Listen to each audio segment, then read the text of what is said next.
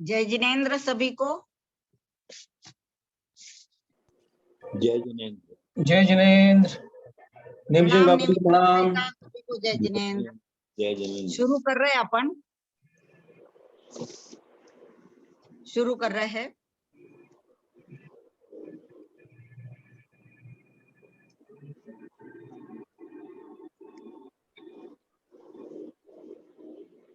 करें शुरू? हाँ करो। हाँ करिए करिए। जय बोलिए कर्णानुयोग ग्रंथ राज की जय। भक्त्या प्रणम्य वीरम सर्वज्ञं सर्वजन्तु हितदक्षं कर्णानुयोग दीपम पूर्वे स्वान्तस्तमो विघातार्थम। कहाँ से पढ़ना है अपने को? प्रमत्त वीरत हो गया था शायद, है ना? तो प्रमत्त वीरत ही चल रहा था। तो आपके पास वो है क्या पीडीएफ इसकी गुणस्थान वाली, पंकज भैया वाली? नहीं है, नहीं है। नेमीचंद जी भाई साहब के पास होगी, मेरे पास नहीं है। नहीं तो फिर ऐसा करते इसमें जो है वो ही पढ़ लेंगे, है ना? है क्या नेमीचंद जी भाई साहब आपके पास? नहीं नहीं है मेरे पास। ठीक है, या अभी यही पढ़ लेते हैं, है ना? या पीडीएफ होगा मोबाइल में? नहीं डाला है। नहीं डाला, जाने दो। पढ़ रहे हैं आप 13 नंबर का वापस प्रमत्त गुणस्थान, प्रमत्त वीरत पढ़ो। हाँ, प्रश्न नंबर 13 पढ़ रही हूं मैं। प्रमत्त वीरत गुणस्थान किसे कहते हैं?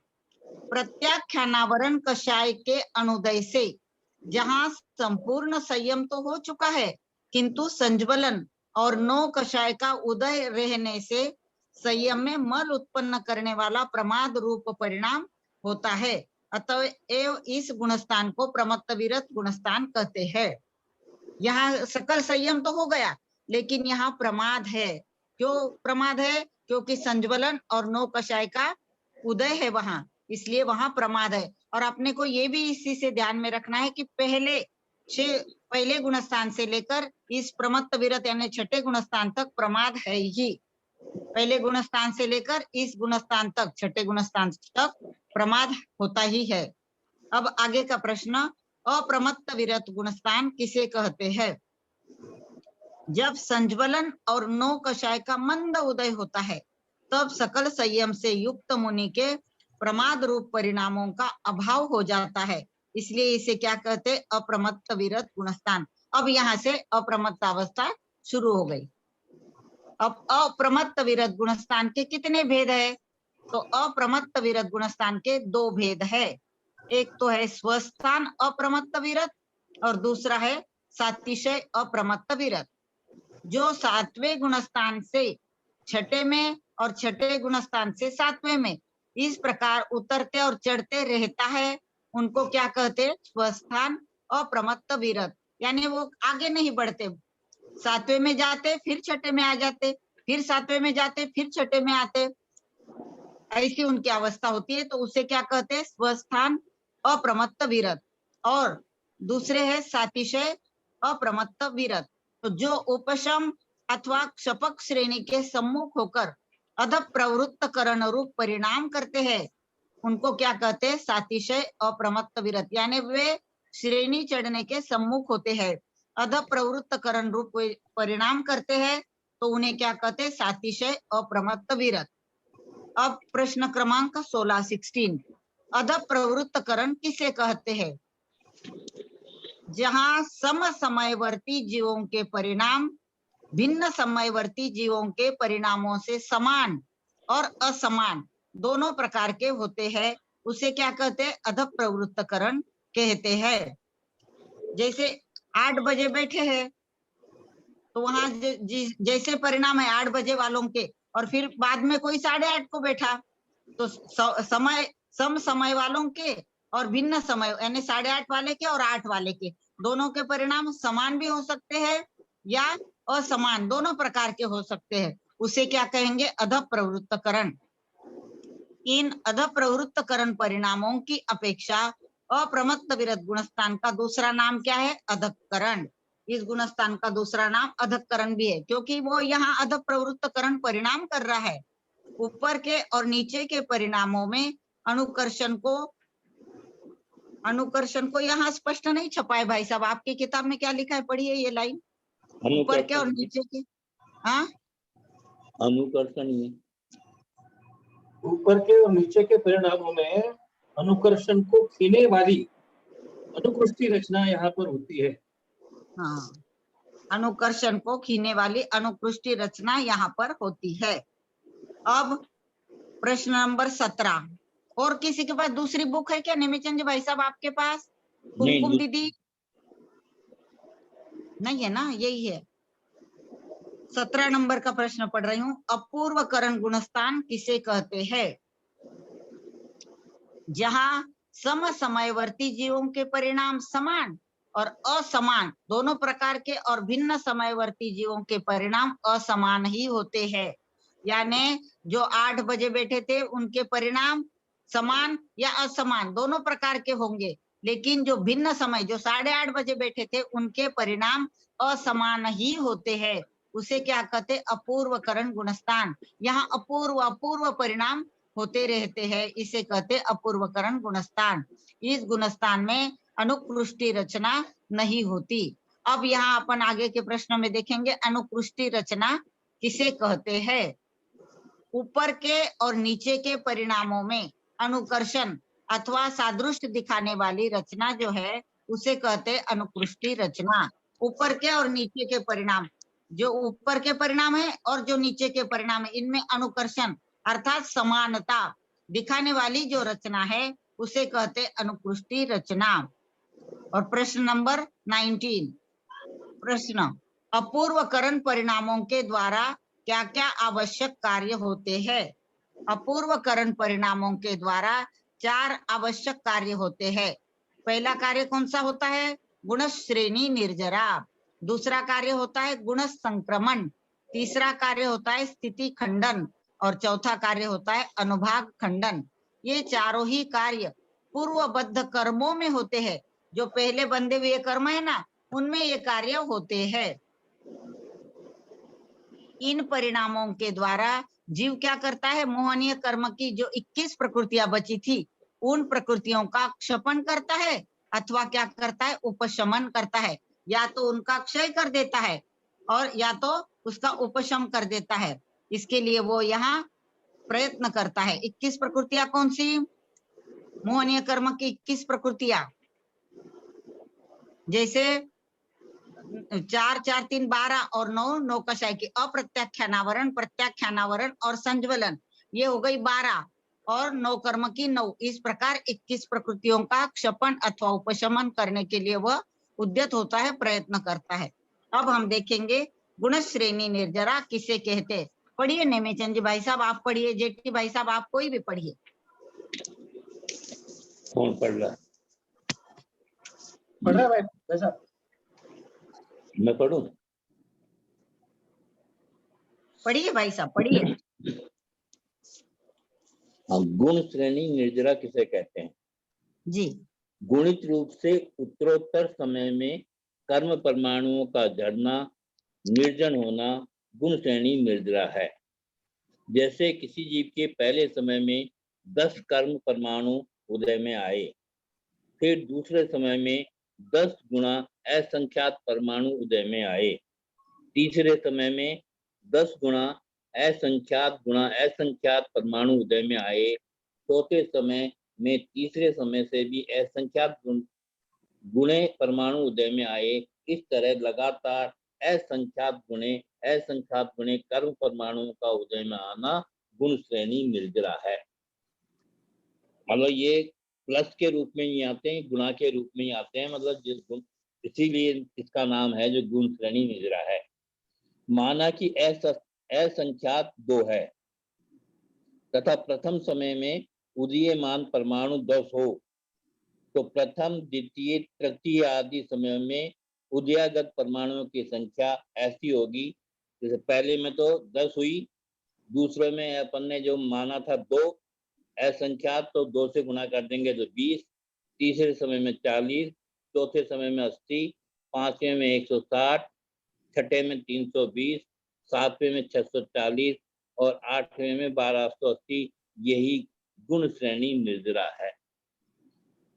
गुण श्रेणी निर्जरा में अशुभ कर्मों का रस भी मंद पड़कर उदय में आता है। गुण श्रेणी निर्जरा वैसे शुभाशुभ दोनों कर्मों की होती है, अच्छे कर्म भी और बुरे कर्म भी, मतलब शुभ कर्म भी और अशुभ कर्म की दोनों की होती है। चौथे गुण स्थान में निरंतर गुण श्रेणी निर्जरा नहीं होती है। समय यहाँ पर है जो शक्ति गुण माना है, समय व्रत होने पर ही निरंतर गुण श्रेणी निर्जरा होती है। धवला पुस्तक 883 अर्थात पंचम गुण स्थान से निरंतर गुण श्रेणी निर्जरा होती है।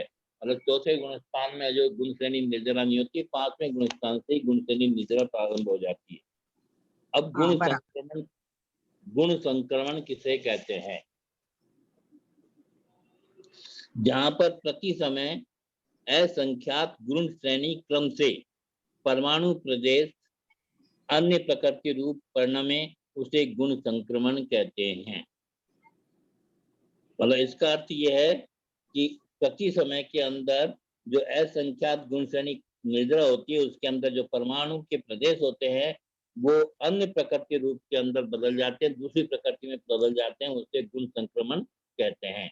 संक्रमण का मतलब ही तुम्हारा मिलना होता है और मिलकर के फिर क्या दूसरा रूप ले लेना है, जो गुण संक्रमण होता है। 22 में है स्थिति खंडन, मतलब स्थिर कांडक घात किसे कहते हैं? कर्मों की स्थिति के ऊपरी अंश खंड या पोरों को खरोच कर नष्ट कर देने की स्थिति खंडन या स्थिति कांडक घात कहते हैं। स्थित कांडक घात के द्वारा कर्मों का स्थिति सत्व कम हो जाता है। अब अनुभाग खंडन किसे कहते हैं?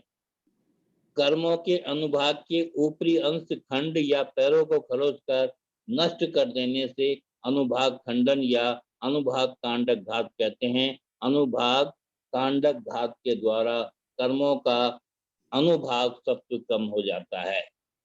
उसमें तो स्थिति सत्व कम होता था स्थिति खंडन में तो, और इसके अंदर अनुभाग सत्व कम हो जाता है।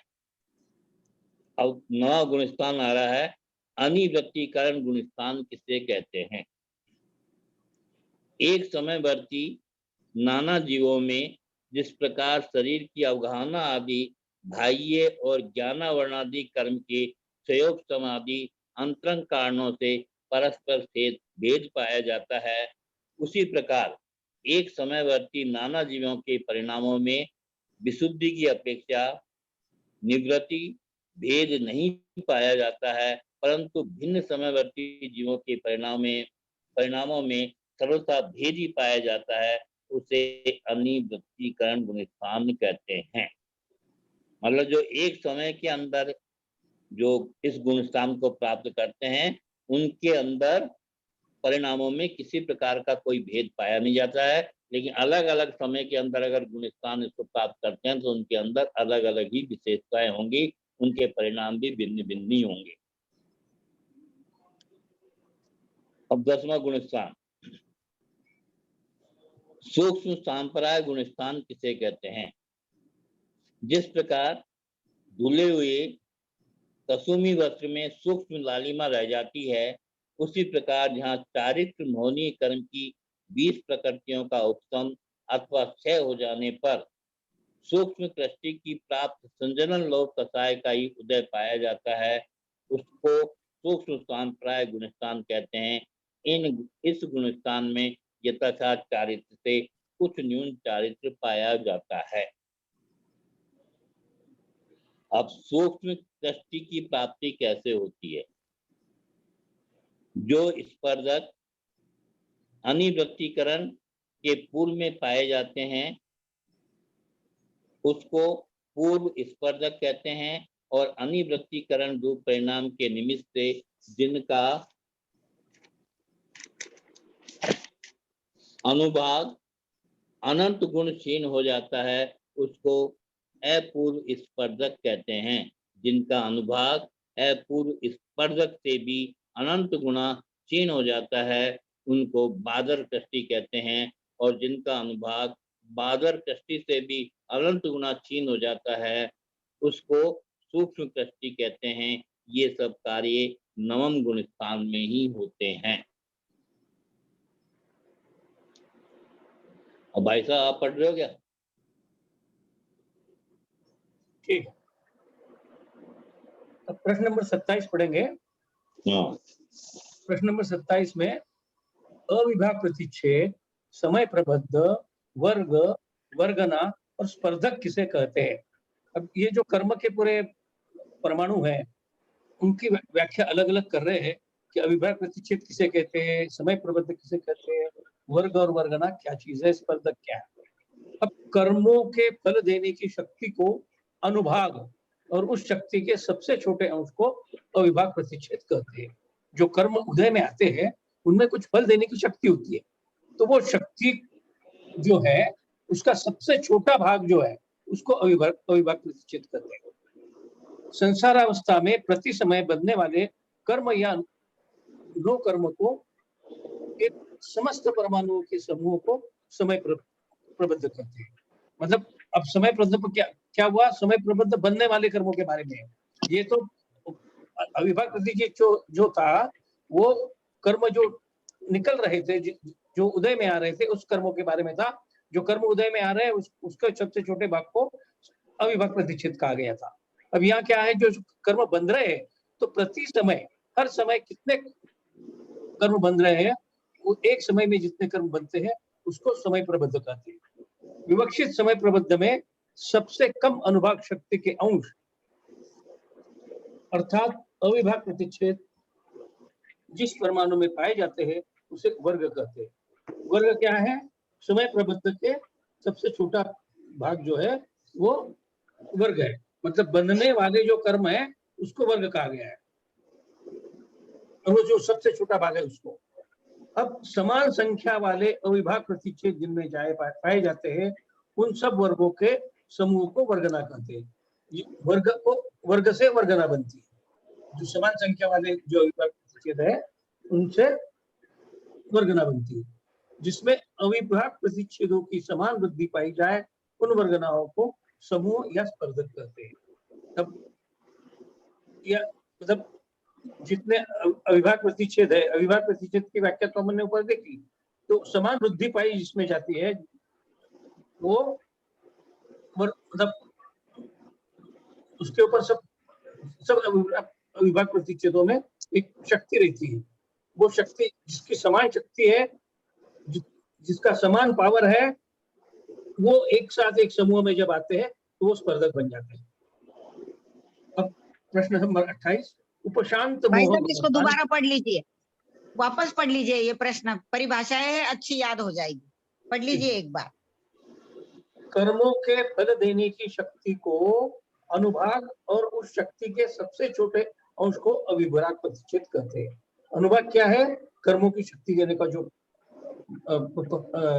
भाग है, फल देने की जो शक्ति है उसको अनुभाग कर रहे हैं, और उसका सबसे छोटा अंश जो है उसको अविभाग प्रतिच्छेद कर रहे हैं। संसार अवस्था में प्रति समय बनने वाले कर्म या नो कर्म के समस्त परमाणुओं के समूह को समय प्रबद्ध कहते हैं। एक समय में जितने कर्म हमारे बन रहे हैं वो एक पूरे समय में बनने वाले जितने कर्म है उसको समय प्रबद्ध कहा गया है। विवक्षित समय प्रबद्ध में सबसे कम अनुभाग शक्ति के अंश अर्थात अविभाग प्रतिच्छेद जिस परमाणु में पाए जाते हैं उसे वर्ग कहते हैं। समान संख्या वाले अविभाग प्रतिच्छेद इसमें थोड़ा सा प्रिंटिंग मिस्टेक है, देखिए आपके इसमें अविभाग तो ग नहीं आया हुआ है मेरे किताब में, आपकी किताब में देखिए हाँ, क्या है। अपनी किताबें एक ही है सबकी। हाँ, समान हाँ, संख्या ठीक वाले अविभाग प्रतिच्छेद जिनमें पाए जाए उन सब वर्गों के समूह को वर्गना कहते हैं। जिनमें अविभाग प्रतिच्छेदों की समान वृद्धि पाई जाए उन वर्गनाओं के समूह को स्पर्धक कहते हैं। अब अगला प्रश्न 28, उपशांत मोह गुणस्थान किसे कहते हैं? निर्मली फल से युक्त जल की तरह अथवा शरद ऋतु में ऊपर से स्वच्छ हो जाने वाले सरोवर के जल की तरह संपूर्ण मोहनीय कर्म के उपशम से उत्पन्न होने वाले निर्मल परिणामों को उपशांत मोह गुणस्थान कहते हैं। इस गुणस्थान के का धारक जीव अंतर्मूर्त के भीतर आयु क्षय अथवा गुणस्थान काल क्षय के कारण नियम से नीचे के गुणस्थान में पतन करता है। ये 11वां गुणस्थान है। 11वां गुणस्थान की व्याख्या इसे कर रहे हैं वो, जैसे जल में फिटकरी डालने के बाद जो उसमें की गंदगी है वो नीचे बैठ जाती है और ऊपर ऊपर स्वच्छ जल रहता है, तो वो जो ऊपर का स्वच्छ जल है वो 11वां गुणस्थान है। यदि थोड़ा सा भी डिस्टर्ब किया जाए तो वो गंदगी जो है फिर उसमें मिक्स हो जाएगी और फिर वो गुणस्थान कम हो जाएगी। तो ये जो है गुणस्थान 11वें गुणस्थान पे निश्चित तौर पर जीव निचले गुणस्थान में जाता है। वो किस कारण जाता है? एक तो उसका आयुक्षय हो जाएगा, अंतर्मूर्त के भीतर आयुक्षय या गुणस्थान के काल का क्षय, ये दोनों कारणों की वजह से वो अपना 11वां गुणस्थान छोड़ के नीचे की ओर जाता है। अब 12वां गुणस्थान क्षीणमोह गुणस्थान, जो 10वें गुणस्थान से 11वें गुणस्थान में नहीं आया वो 12वें गुणस्थान में आ जाएगा, और वो 12वां गुणस्थान है क्षीणमोह। मोहनीय कर्म का सर्वथा क्षय हो जाने से, ये क्षय के कारण होता है, विषम के कारण नहीं होता है। मोहनीय कर्म का सर्वथा क्षय हो जाने से जहां आत्मा के परिणाम स्फटिक मणि के स्वच्छ पात्र में रखे हुए जल के समान निर्मल होते हैं, उसे क्षीणमोह गुणस्थान कहते हैं। स्फटिक मणि के स्वच्छ पात्र में रखे हुए मतलब एकदम क्लीन, और वैसे दिखते हैं अपने को। जो पात्र दूसरे पात्र में हम पानी रखेंगे तो पानी स्वच्छ है या नहीं है हमको बाहर से समझ में नहीं आएगा। यहाँ तो बाहर से समझ में आ जा रहा है कि इनसे कर्मों का क्षय हो चुका है, कर्म क्षय हो रहा है। अब 13वां गुणस्थान संयोग केवली गुणस्थान, जहाँ घातिया कर्मों की 47, नाम कर्म की 13 एवं आयु कर्म की 3, इस प्रकार 63 प्रकृतियों का क्षय से केवल ज्ञान प्राप्त होता है तथा योग से प्रवृत्ति होती है, उसे संयोग केवली गुणस्थान कहते हैं। इस गुणस्थान में आत्मा अनंत चतुष्टय एवं नव केवल लब्धि से युक्त होता है। घाती कर्म का क्षय होने से वे जिन, जिनेन्द्र अथवा अर्यंत कहलाते हैं। तीर्थंकर अर्यंत के समोशरण की रचना होती है। तो ये संयोग केवली गुणस्थान जो है वो अर्यंतों का है। 63 कर्म प्रकृति के नाश के कारण ये अवस्था प्राप्त होती है, और लेकिन उनमें योग सहित प्रवृत्ति होती है। काय योग तो ही है, काय योग मनोयोग नहीं रहता है, काय योग रहता है, और उसे संयोग केवली कहते हैं। मतलब योग के साथ जो है वो संयोग केवली। इस गुणस्थान में आत्मा अनंत चतुष्टय एवं नव केवल लब्धि से, इनमें अनंत चतुष्टय की प्राप्ति हो जाती है और केवल ज्ञान प्राप्त हो जाता है। और घातिया कर्म के नाश होने के कारण इन्हें जिनेन्द्र, जिन अथवा अर्यंत कहते हैं। अब ये तीर्थंकर अर्यंत के समोचरण की रचना होती है, और बाकी सामान्य अर्यंत के, सामान्य केवली के समोचरण प्राप्त नहीं होता है, उन्हें गंधकुटी प्राप्त होती है। अब प्रश्न 31, अयोग केवली गुणस्थान किसे कहते हैं? ये अंतिम 14वां गुणस्थान है, अयोग केवली है, जहां मन, वचन और काय इन तीनों योगों का सर्वथा अभाव हो जाता है। मन, वचन, काय तीनों भी योग नहीं रहते हैं, उसे अयोग केवली गुणस्थान कहते हैं। इस गुणस्थान का काल अ, ई, उ, रु इन 5 लघु अक्षरों के उच्चारण के काल के बराबर है। इसे उपांत्य इसके उपांत्य समय में 72 और अंत्य समय में 13 प्रकृतियों का क्षय होता है। मतलब 72 और 13 85 प्रकृतियों का क्षय 13वें गुण स्थान में हो रहा है। तो टोटल अपनी 148 प्रकृतियां है। 148 प्रकृतियों में 63 प्रकृतियों का क्षय तो 13वें गुण स्थान में हो रहा है और यहाँ 85 का यहाँ हो रहा है। यहाँ हो रहा है। तो 138 प्रकृति का क्षय 13वें और 14वें गुण स्थान में हो रहा है। कर्म बंध से मुक्त होते ही आत्मा के प्रदेश एक समय में रुजु गति से सिद्धालय पहुंच जाते हैं। तब रुजु गति से सिद्धालय पहुंच जाते हैं मतलब रुजु मतलब सरल गति, बिना मुड़े वाली गति, उसको रुजु गति कहते हैं। लोग अब प्रश्न नंबर 32 अविग्रह भी कहेंगे इसके, अविग्रह गति, बिना गति। सिद्धालय कहाँ है? तो सिद्धालय की जो स्थिति कहाँ है वो बता रहे हैं। लोक के अंत में तनुवात वलय, यहाँ म है, म की जगह तक होना चाहिए, प्रिंटिंग मिस्टेक है। लोक के अंत में तनुवात वलय के अंतिम 525 धनुष्य प्रमाण क्षेत्र में सिद्धालय है, अर्थात सिद्ध परमेश्वर का वही निवास होता है। सिद्धात्म प्रदेश ऊर्ध्वगमन स्वभाव के कारण यद्यपि ऊपर की ओर जाते हैं, परंतु आगे धर्मास्तिकाय का अभाव होने से लोकांत में ही कर जाते हैं। जब अलोकाकाश में नहीं जा पाते, लोकाकाश के अंत में तनुवात्मलय में सिद्धों का स्थान है। जब 525 धनुष्य नीचे आखिर के पास 25 धनुष्य में। प्रश्न नंबर 33। अब मोहनीय कर्म की अपेक्षा प्रत्येक गुण स्थान में कौन कौन से भाव पाए जाते हैं?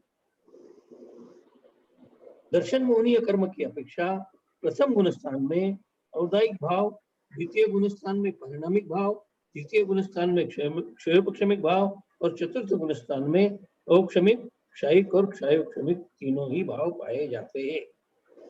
अब इसकी व्याख्या हमने पहले देखी, हमें सबको मालूम है क्षयोपक्षमिक भाव क्या है, परिणामिक भाव क्या है, औदायिक भाव क्या है। तो दर्शन मोहनीय कर्म की अपेक्षा प्रथम गुण स्थान में औदायिक भाव, कर्मों के उदय से जो भाव होते हैं औदायिक भाव, द्वितीय गुण स्थान में परिणामिक भाव, जो द्वितीय गुण स्थान में भाव होते हैं वो कर्मों की अपेक्षा नहीं रखते, परिणामिक भाव होते हैं। तृतीय गुण स्थान में क्षयोपक्षमिक भाव, क्षयोपक्षमिक के कारण, और चतुर्थ गुण स्थान में औपक्षमिक भाव, उपशम के कारण। भाई साहब मैं एक शब्द ये बोल रही हूँ, एक मिनट, मैं ये बोल रही थी कि जो पहले 4 गुणस्थान होते हैं ना, वे दर्शन मोहनीय की अपेक्षा होते हैं, इसलिए इन्होंने दर्शन मोहनीय कर्म की अपेक्षा से ये भाव दिए। और आगे के जो 8 गुणस्थान है, 10 यानी ये 4 छोड़ने के बाद जो आगे के गुणस्थान है 8, उनमें क्या होता है, चारित्र मोहनीय की अपेक्षा होती है। और जो 13वां और 14वां नंबर का गुणस्थान है उसमें योग की अपेक्षा होती है। ऐसे ये 14 गुणस्थान है ना। हाँ, वापस पढ़ लीजिए भाई साहब, थोड़ा अच्छा याद हो जाता है ये वाला दर्शन मोहनीय कर्म। दर्शन मोहनीय कर्म की अपेक्षा प्रथम गुण स्थान में औदायिक भाव, द्वितीय गुण स्थान में परिणामिक भाव, तृतीय गुण स्थान में क्षयोपक्षमिक भाव और चतुर्थ गुण स्थान में औपक्षमिक, क्षयिक और क्षयोपक्षमिक तीनों प्रकार के भाव, तीनों ही भाव पाए जाते हैं। दर्शन मोहनीय कर्म की अपेक्षा देश विरत, अब 4 गुणस्थान तो अभी अगले गुणस्थान में चल रहे हैं।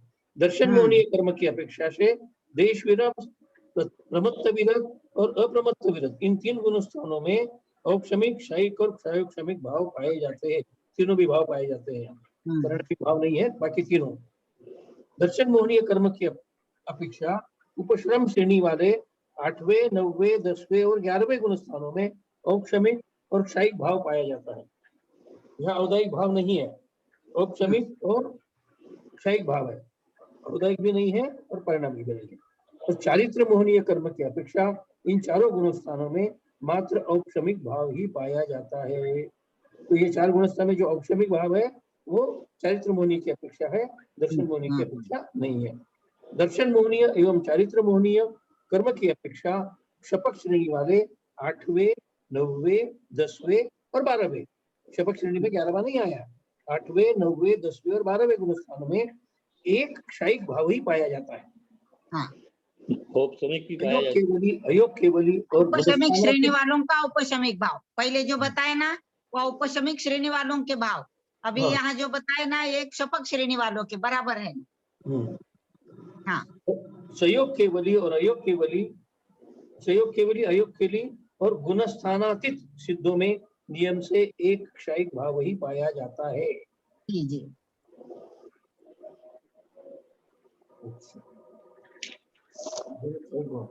और कोई पढ़ना चाह रहा हो तो पढ़े, पूछ लीजिए आप। और कोई पढ़ रहा है क्या?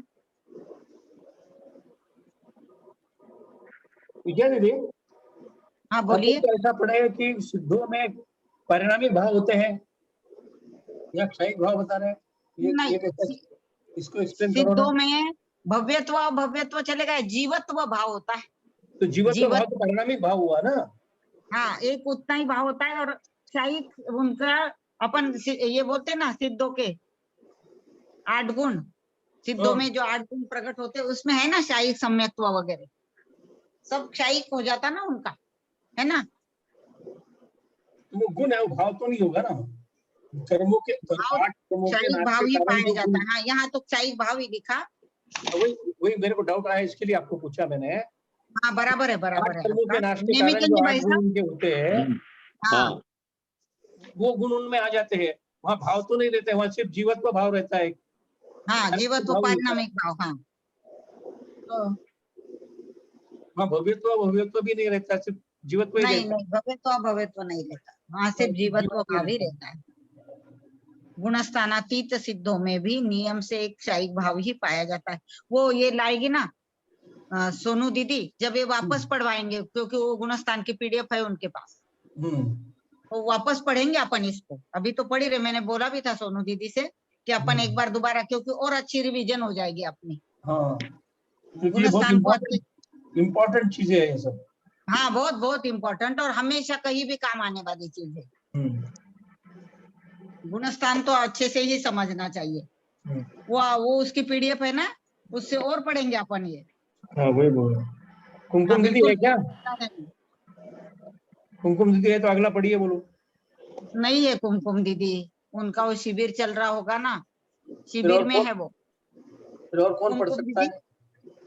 या मैं आप पढ़ पढ़िए लेती आगे। हूँ। हाँ जी जी। अभी प्रश्न नंबर 34 पढ़ रही हूँ मैं। यह जीव गुणस्थानों में किस क्रम से चढ़ता और उतरता है? मिथ्या दृष्टि गुणस्थान भूमि का स्वरूप है।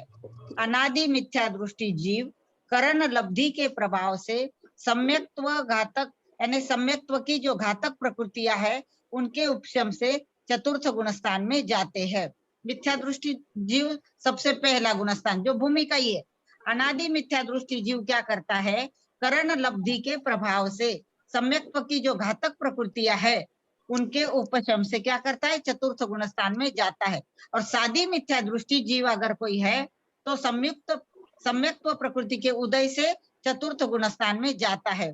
कौन सा? जो सादी मिथ्या दृष्टि है, जिसने एक बार तो मिथ्या दर्शन प्राप्त कर लिया था लेकिन छूट गया होगा, तो वह सम्यक्त्व प्रकृति के उदय से चौथे, अनेक क्षणिक सम्यक्त्व होता है उसका, जहां सम्यक प्रकृति का उदय होता है।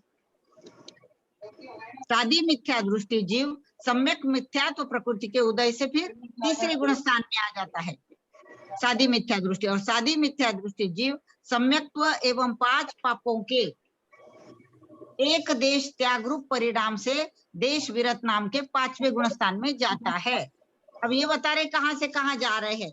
जो मिथ्या दृष्टि जीव है वो पहले क्या करेगा? जो अनादि मिथ्या दृष्टि जीव है, करण लब्धि के कारण सम्यक्त्व की जो घातक 7 प्रकृतियां थी उनके उपशम से कहा गया?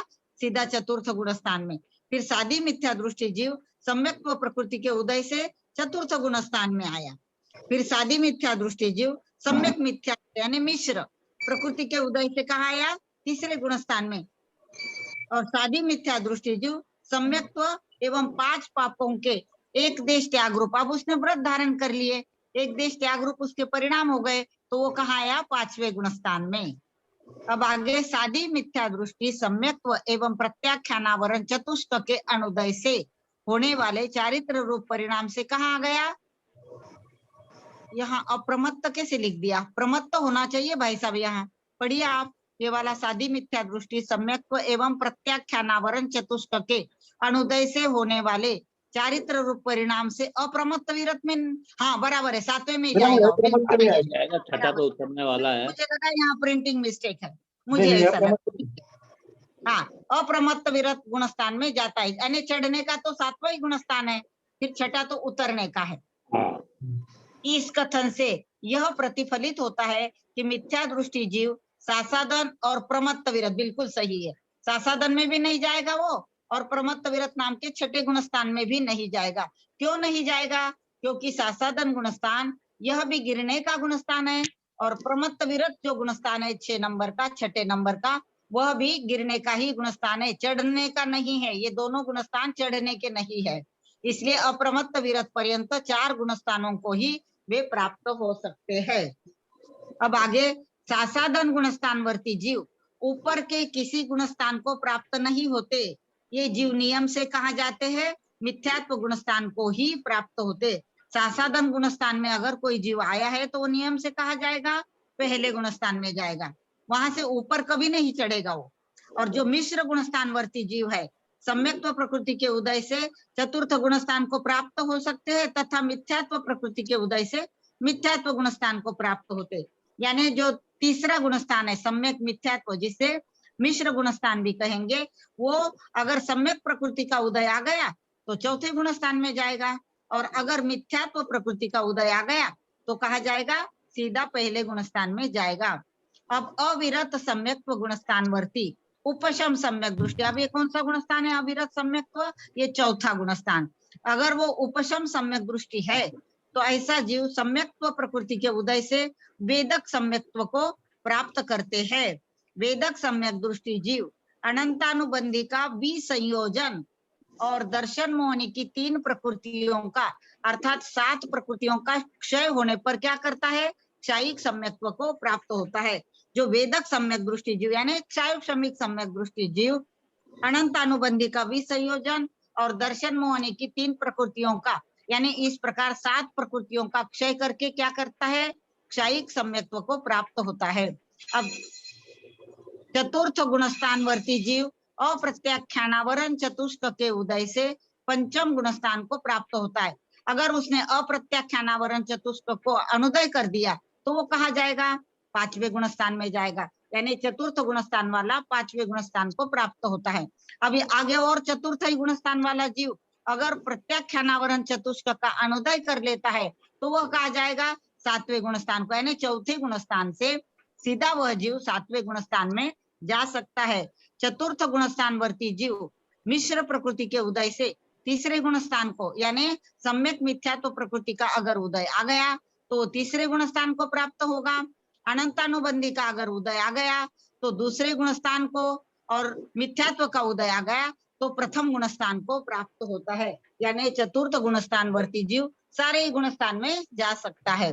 पंचम गुणस्थानवर्ती जीव प्रत्याख्यानावरण चतुष्क के अनुदय से सप्तम गुणस्थान को प्राप्त होते हैं। ये नीचे के 4 गुणस्थानों को भी प्राप्त हो सकते हैं। 5वें गुणस्थानवर्ती जीव प्रत्याख्यानावरण चतुष्क का अनुदय आ गया समझ लो तो वह कहा जाएगा 7वें गुणस्थान को, और नीचे के 4 गुणस्थान भी वह प्राप्त कर सकता है। अब छठा गुणस्थानवर्ती जीव नीचे के 5 गुणस्थान को प्राप्त होता है, परंतु ऊपर का जो अप्रमत्त विरत गुणस्थान पर्यंत जाते हैं, उसके बाद आगे नहीं जाता, 7वें गुणस्थान तक जाएगा, उसके आगे नहीं जाता। अब सप्तम गुणस्थानवर्ती जीव अपूर्वकरण को, छठे गुणस्थान को और मरण की अपेक्षा देवगति संबंधी चतुर्थ गुणस्थान को प्राप्त होते हैं। अब 7वें गुणस्थान वाला जीव क्या करेगा? या तो अपूर्वकरण गुणस्थान को प्राप्त करेगा, या तो छठे गुणस्थान को प्राप्त करेगा, और मरण की अपेक्षा अगर उसका मरण आ गया है तो वह क्या करेगा? चतुर्थ गुणस्थान में आएगा और वो देवगति को प्राप्त करेगा। इस प्रकार 3 गुणस्थानों को वह प्राप्त होते हैं। अब उपशम श्रेणी वाले 8वें, 9वें और 10वें गुणस्थानवर्ती जीव चढ़ने की अपेक्षा अनंतर ऊपर के और गिरने की अपेक्षा अनंतर नीचे के और मरण की अपेक्षा देवगति संबंधी चतुर्थ गुणस्थान को प्राप्त होते हैं। 11वें गुणस्थानवर्ती जीव गिरने की अपेक्षा 10वें और मरण की अपेक्षा चौथे गुणस्थान को प्राप्त होते हैं। क्षपक श्रेणी वाले 8वें और 9वें गुणस्थानवर्ती जीव चढ़ने की अपेक्षा अनंतर ऊपर के गुणस्थानों को प्राप्त होते हैं। यानी क्षपक श्रेणी जो क्षपक श्रेणी चढ़ रहे हैं वो 8वें से 9वें, 9वें से 10वें और 10वें से 12वें इस प्रकार गुणस्थान को प्राप्त होते हैं। क्षपक श्रेणी वाले 10वें गुणस्थानवर्ती जीव नियम से 12वें गुणस्थान को प्राप्त होते हैं और वहां से क्रम से आगे के गुणस्थानों को प्राप्त होते हुए मोक्ष को प्राप्त कर लेते हैं। इस प्रकार 34 तक हम आ गए हैं। आगे का हम कल पढ़ेंगे। आज हम जिनवाणी स्तुति कर लेते हैं। आज इतना ही रखते हैं। जिनवाणी स्तुति पढ़िए भाई साहब, नेमीचंद जी भाई साहब, या कोई भी और भी कोई पढ़ना चाहे तो पढ़ सकते हैं। और कोई पढ़ रहा है क्या? जिनवाणी हाँ कोई पढ़ रहा है क्या? नहीं दिख रहा है, पढ़िए आप भाई साहब। अच्छा मैं पढ़ रहा हूँ जी। यदर्थ मात्रा पदवाक्यहीनं मया प्रमादादधि किंचिन् मोक्षं तन्मे क्षमित्वा विदधातु देवी सरस्वती केवल बोध लब्धि बोधि समाधि परिणाम शुद्धि सात्मोपलब्धि शिवशोक सिद्धि चिंतामणिं चिंतित वस्तुदाने त्वं वन्द्यमानस्य ममास्तु देवी। जवानी के ज्ञान से सदा देते हैं लोग। हे जिनवानी भारती तो तेरा करना है देव जुआरंत को गुरु सेवा निर्गान दया धर्म पालो सदा यही मोक्ष का पंथ। जय बोलो द्वादशांग जिनवाणी माता की जय हो। ग्रंथराज की जय हो। नगौर नमोकार।